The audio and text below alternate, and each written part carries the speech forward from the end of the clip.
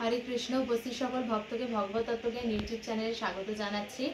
আজকে আমাদের আলোচ্য বিষয়বস্তু হচ্ছে শ্রবণের উৎস কেমন হওয়া উচিত।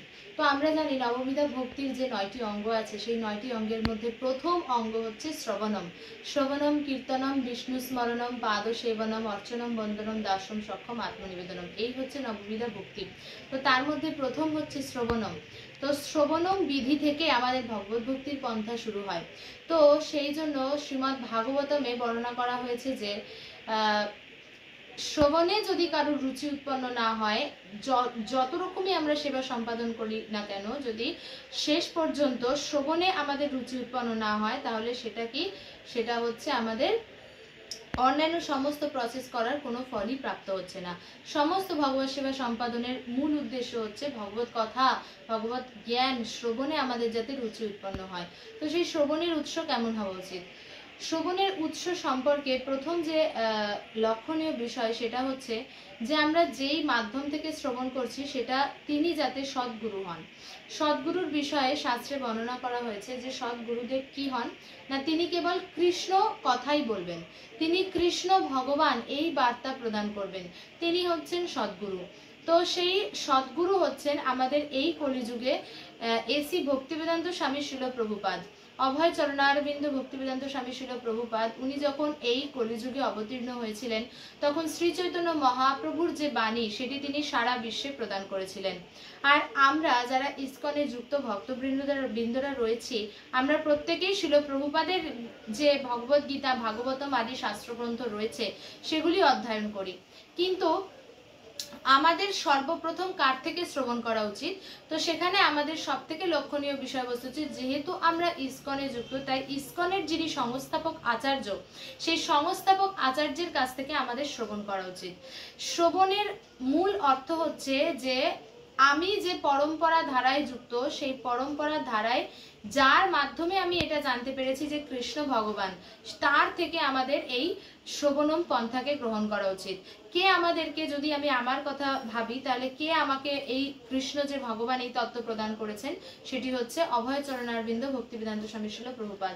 ওনার মাধ্যমে আজকে সারা বিশ্বে, সারা জগৎবাসী বুঝতে পেরেছে যে কৃষ্ণ হচ্ছেন পরমেশ্বর ভগবান, তিনি হচ্ছেন স্বয়ং ভগবান।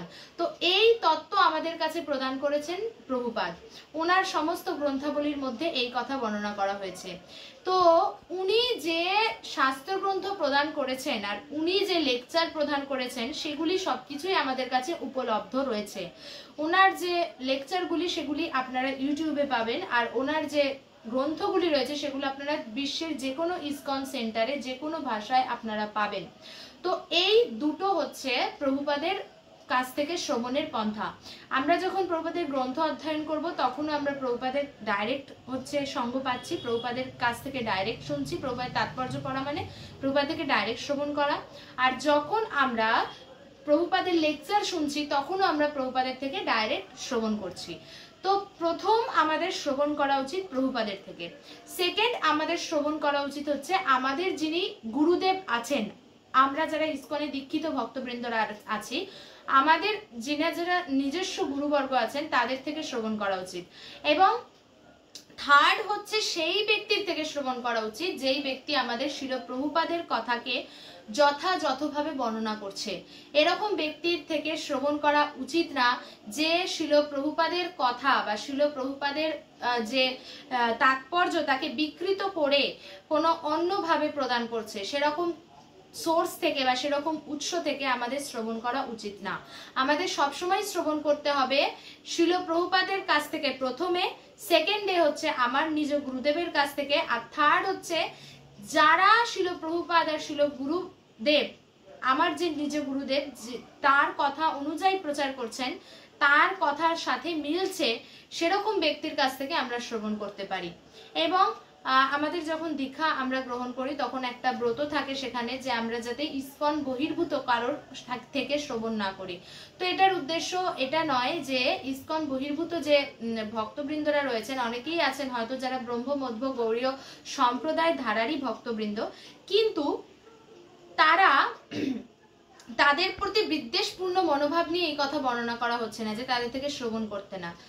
শ্রবণ করতে এজন্য বারণ করা হচ্ছে কারণ প্রত্যেকের একটা প্রচারের আলাদা রকম ধরন থাকে। তো আমি যদি একটা পরম্পরা ধারা মেনটেন করে জ্ঞান গ্রহণ করি তাহলে আমি সঠিকভাবে ভগবত ভক্তিকে পরিষ্কারভাবে বুঝতে পারবো। এখন অনেক সময় দেখা যায় যে আমাদের মধ্যে বিভিন্ন কনফিউশন ক্রিয়েট হয় যে কিভাবে কি করব, এটা করব না এটা করব। এই কনফিউশন ক্রিয়েট হয় কারণ আমরা শিল প্রভুপাদকে ভালো মতো শুনি না বা শিল প্রভুপাদের কথা ভালো মতো পড়ি না, অধ্যয়ন করি না। তো এই দুটো জিনিস আমাদের সর্বপ্রথম ইসকনের প্রতিটা ভক্তের করা উচিত। এইটি আমাদের প্রথম শ্রবণের উৎস হওয়া উচিত, শিল প্রভুপাদের কাছ থেকে শ্রবণ করা। সেকেন্ডে আমাদের নিজ গুরুবর্গের কাছ থেকে শ্রবণ করা। তো এইভাবে শিল প্রভুপাদের কথাকে যারা যথাযথভাবে প্রদান করছেন সেই মাধ্যম থেকেই আমি শ্রবণ করতে পারি, সেই মাধ্যমটাই আমার শ্রবণের উৎস হওয়া উচিত। এছাড়া আর অন্য কিছুই শ্রবণের উৎস হওয়া উচিত না। বিশেষ করে আমরা যারা ইসকনে যুক্ত ভক্তবৃন্দ, আমি আমার এই চ্যানেলে সেই সমস্ত ভক্তদের উদ্দেশ্যেই ভিডিও বানাচ্ছি। তো এই আমাদেরকে বিশেষভাবে ধ্যান রাখতে হবে যে আমরা যাতে এই জিনিসটা খুবই ধ্যান রাখি। কেন, যখন আমরা শিল প্রভুপাদের বাহিরে গিয়ে অন্য কারোর থেকে শ্রবণ করব তখন বিশেষ কিছু লাভ হবে না। কারণ যিনি আমাদের কৃষ্ণ দিলেন, যিনি আমাদের প্রসাদ দিলেন, যেই সংস্থার মধ্যে আমরা সবকিছু করতে পারি, যেই সংস্থায় এসে আমরা নৃত্য করি, কীর্তন করি, কত আনন্দ ফুর্তি করি, কিন্তু সেই সংস্থার সংস্থাপক আচার্যের সিদ্ধান্ত মানি না বা সেই সংস্থাপক আচার্যের শিক্ষাকে যথাযথভাবে জানি না বা আচরণ করি না, তো সেই সংস্থায় এদিকে যখন আমি আনন্দ ফুর্তি করি বা প্রসাদ পাই বা সেই সংস্থার মধ্যে আসি, বিভিন্ন কিছু করি, তখন আমাদের সেটা লজ্জা হওয়া উচিত। কেন, শিল প্রভুপাদ এই সংস্থা দাঁড় করিয়েছেন গীতা এবং ভাগবতমের জ্ঞান প্রচার করে। আপনারা দেখতে পারেন শিল প্রভুপাদের জীবনী অধ্যয়ন করে যে প্রথম শিল প্রভুপাদ কিন্তু এই সংস্থাকে দাঁড় করিয়েছেন কৃষ্ণ কথা প্রদানের মাধ্যমে, আর ভক্তরাও কৃষ্ণ কথা শ্রবণের মাধ্যমে এই সংস্থা তৈরি হয়েছে। তো এই সংস্থার প্রথম আর সব থেকে মূল যে বিষয়বস্তু সেটা হচ্ছে শ্রবণ আর কীর্তন। এই দুটোই হচ্ছে এই সংস্থার সব থেকে মূল বিষয়বস্তু। শিল প্রভুপাদ যখন আমেরিকা যান তখন তিনি হিপিসদেরকে এই ভগবত গীতার ক্লাস প্রদান করতেন, ভাগবতমের ক্লাস প্রদান করতেন। তো কৃষ্ণ কথা প্রদান করেছেন শিল প্রভুপাদ, আর সেই কৃষ্ণ কথাই হচ্ছে আমাদের শ্রবণ করতে হবে শিল প্রভুপাদের কাছ থেকে। এই সংস্থার সব থেকে মূল যদি একটি সম্পদ থাকে সেটি হচ্ছে কৃষ্ণ কথা, শিল প্রভুপাদের গ্রন্থ, শিল প্রভুপাদের লেকচার। তাই আমাদের সতর্ক থাকা উচিত যাতে আমরা প্রভুপাদকে যথাযথভাবে শ্রবণ করি, নয়তো একটা সময় পরে আমরা বোকা বেনে যাব, আমরা বুঝতেই পারবো না যে আমরা কিভাবে ভেসে যাচ্ছি। হয়তো আমরা সংস্থায় যুক্ত থাকবো বা হয়তো আমরা সবকিছুই করব, কিন্তু শিল প্রভুপাদের শিক্ষাধারা থেকে আমরা বেরিয়ে যাব, চ্যুত হয়ে যাব। কেন আমি যতক্ষণ শিল প্রভুপাদকে শ্রবণ করব তখনই আমি শিল প্রভুপাদের শিক্ষাধারা অনুযায়ী আচরণ করব।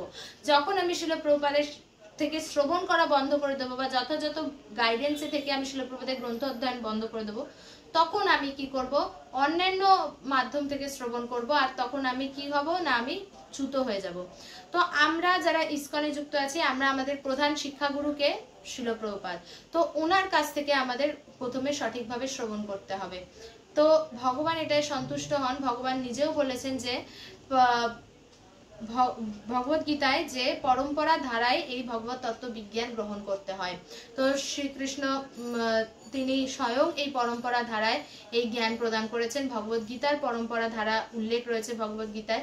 তো যে কোনো ভগবত তত্ত্ব বিজ্ঞান, ভগবত ভক্তিতে যদি আমরা অগ্রসর হতে চাই তাহলে আমাদের সঠিক পরম্পরা ধারায় যুক্ত থেকে অগ্রসর হতে হবে, নাকি আমরা সেখান থেকে চ্যুত হয়ে যাব।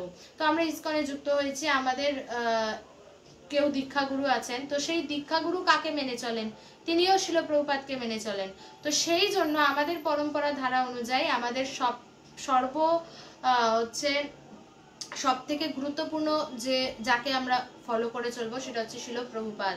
আর শিল প্রভুপাদ বলেছেন যে শিল প্রভুপাদ কিভাবে প্রচার করেছেন, শিল প্রভুপাদ স্বরগোস্বামীগণের যে শিক্ষা সেইটাকেই সরল করে আমাদের কাছে প্রদান করেছেন। স্বরগোস্বামী বর্গের মধ্যে বিশেষ করে যে রূপ গোস্বামী আছেন, শিল প্রভুপাদ বলেছেন এই রূপ গোস্বামীর শিক্ষার তত্ত্বাবধানে এই ইসকন সংস্থা চলছে। তো রূপ গোস্বামী যেভাবে প্রচার করেছেন, শিল প্রভুপাদ যেভাবে প্রচার করেছেন, সেই সেই শিক্ষা ধারা অনুযায়ী প্যারালালি যে প্রচার করছেন সেই ব্যক্তিকেই আমাদের সেই ব্যক্তির থেকে আমাদের কৃষ্ণ কথা শ্রবণ করা উচিত। কিন্তু প্রশ্ন হচ্ছে আপনারা বুঝবেন কি করে যে সে শিল প্রভুপাদের শিক্ষা ধারা অনুযায়ী প্রচার করছে? এটা বোঝার জন্য আপনাকে শিল প্রভুপাদকে শ্রবণ করতে হবে, শিল প্রভুপাদের শিক্ষাকে আগে ভালোভাবে জানতে হবে। তো সেই জন্য আসুন আমরা প্রত্যেকেই খুবই দৃঢ় সংকল্পবদ্ধ হই যে আমরা প্রত্যেকে খুব মনোযোগ সহকারে শিল প্রভুপাদের তাৎপর্যগুলো পড়ি এবং শিল প্রভুপাদের লেকচারগুলি শ্রবণ করি। তখন আমরা বুঝতে পারবো যে আসলেই শিল প্রভুপাদ কিভাবে আমাদের উপর সন্তুষ্ট হবেন, তার শিক্ষা দ্বারা অনুযায়ী কিভাবে আমাদের আচরণ করা উচিত। তো সেইটাই হচ্ছে আমাদের একমাত্র কর্তব্য, যে আমাদের সংস্থাপক আচার্যের কাছ থেকে শ্রবণ করা, সংস্থাপক আচার্যকে সন্তুষ্ট করা। ইসকনের যত বর্তমান দীক্ষা গুরুবর্গ আছেন ওনাদের মূল আর প্রধান একটি হচ্ছে নির্দেশ থাকে দীক্ষা নেবার সময়, সেটি হচ্ছে যে আপনারা প্রত্যেকেই খুব সুন্দরভাবে শিল প্রভুপাদের গ্রন্থাবলী অধ্যয়ন করবেন আর প্রবচনগুলি শ্রবণ করবেন।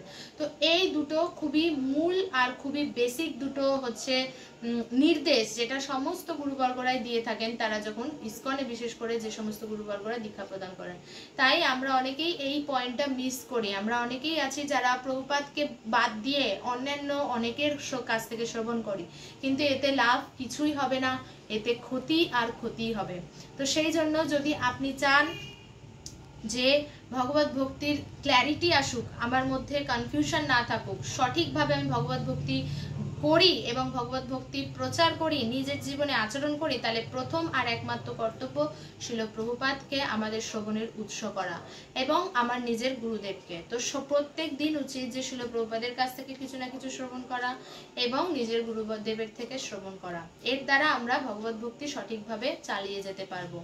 হরে কৃষ্ণ। জয় শিল প্রভুপাদ কি জয়, শিল গুরু মহারাজ কি জয়, নিতাই গৌর প্রেমানন্দে হরি।